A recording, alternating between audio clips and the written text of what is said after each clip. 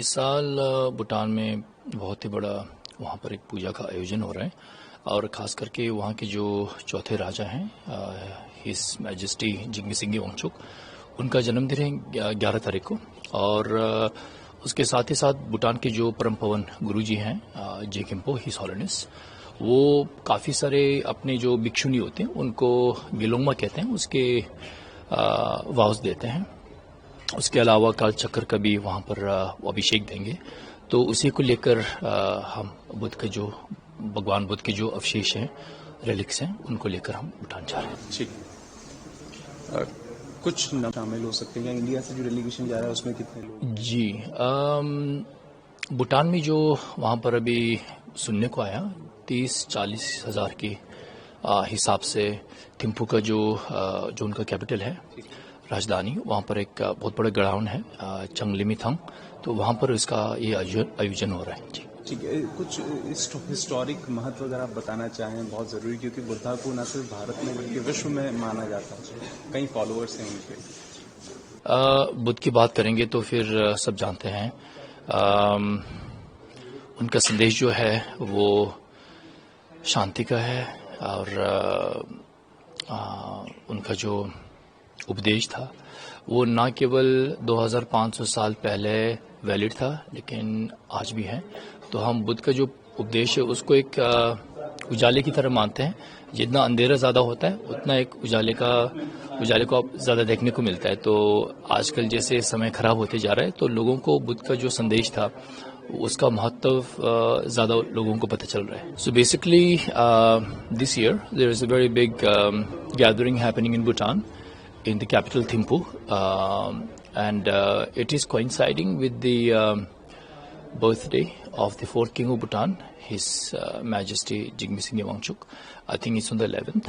And besides that, the Holiness of Bhutan, His Holiness Je Khimpo, will be giving Gelungma ordination to lots of bhikshunis, nuns, as well as giving Kalchakra empowerment. So I think more than 30,000-40,000 people will be gathering during this occasion, and we are taking the relic as a form of offering of blessing, and so the people can come and take his blessings in Bhutan. So इसका कुछ importance अगर आप बताना चाहें, क्योंकि followers जो हैं वो ना सिर्फ इंडिया, भूटान, जबकि पूरे वर्ल्ड में हैं, अगर आप कुछ इम्पोर्टेंस बताना चाहें स्पेसिफिक अवशेषों को लेकर। Yeah, actually Buddha, as everybody knows, was an enlightened being, and his teachings were relevant not only when he was alive but even more these days, because as we consider the Buddha's teachings to be like a butter lamp, like a source of light, the darker it becomes, the more visible the light becomes, the more relevant. So that's why I think the whole world is understanding the importance of the Buddha's teachings, and his relics are the only physical source we have, which are very few in the world, and it is a great opportunity for people to even see it. So there are different kinds of seeking blessings, by touching, by seeing, by hearing. The relic will be a blessing that you will be receiving by seeing. भगवान बुद्ध के शरीर वस्तु अवशेष को लेकर दुनिया के उन सभी राष्ट्रों से जहां पर भगवान बुद्ध के अनुयायी बड़ी संख्या में रहते हैं, बौद्ध धर्म के अनुयायी बड़ी संख्या में रहते हैं, भगवान बुद्ध के प्रति अगाध श्रद्धा का भाव है।